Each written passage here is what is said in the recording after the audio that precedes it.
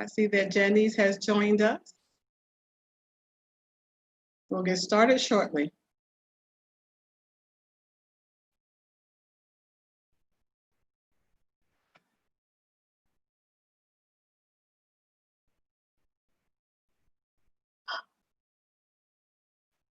Okay.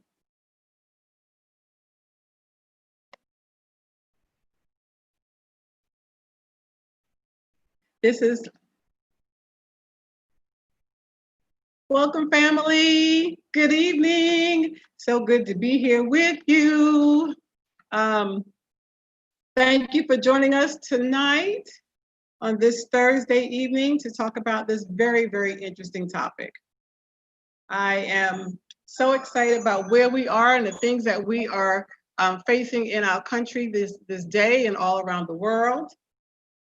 And it's wonderful to be able to be part of a conversation with so many individuals. Thank you, Michelle, for joining us and Jenny's for joining us. So I'm just going to give everyone a little bit of time to kind of get themselves settled, to get themselves here, to get themselves participating. I am always happy to be here with individuals who are committed to the cause of furthering who we are and who we want to be, how we are working to become our best selves. So welcome to all of you for joining me this evening. As you know, I am Jewel Daniels Radford, as some of you may know. And I wanted to have this discussion tonight because I thought it was such a timely discussion because of what's going on in the world, of how the entire globe has come together to support this cause. And I feel like we've moved from a place of crisis, not necessarily moved, we are adjusting our sails. Maybe that's a better way to describe it, because we're still dealing with a crisis.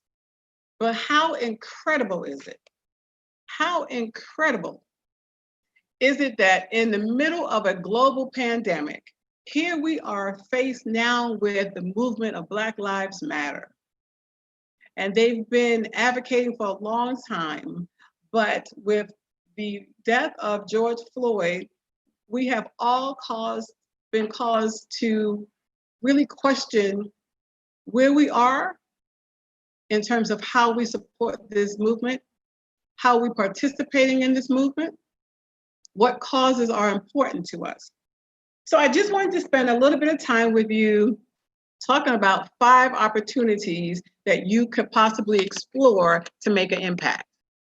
And I thought this was really important because each one of us, no matter where you are seated, whether you are an African-American individual who has been impacted by racism, if you haven't, I know there's someone that you love, someone who means a lot to you, who has been impacted by it.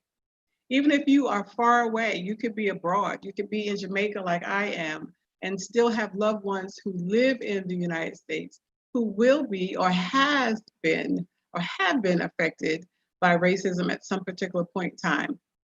So I thought it was so timely that I've written this book that talks about 3 sides of every crisis. And the focus was really about the global pandemic and how it affects individuals who own a business enterprise, those who work for an organization or may have been separated from the organization because of the economic impacts of the health pandemic, and then how you have to take care of yourself.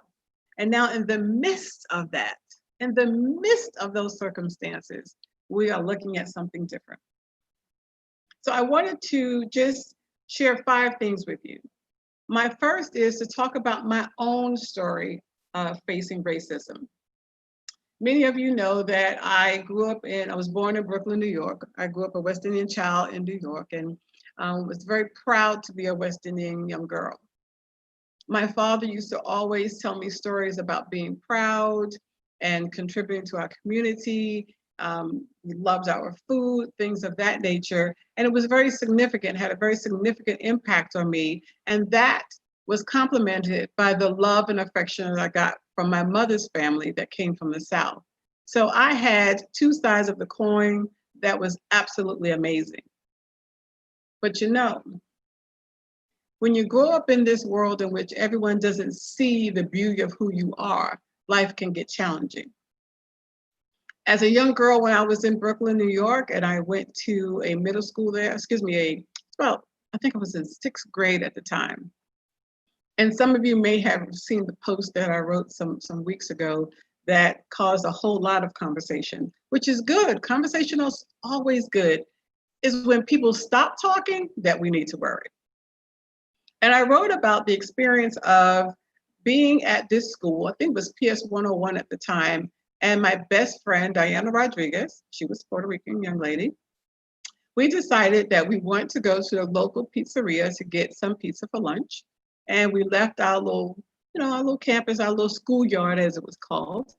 And we went to the pizzeria. Was so excited that we had a little bit of money to have this slice of pizza.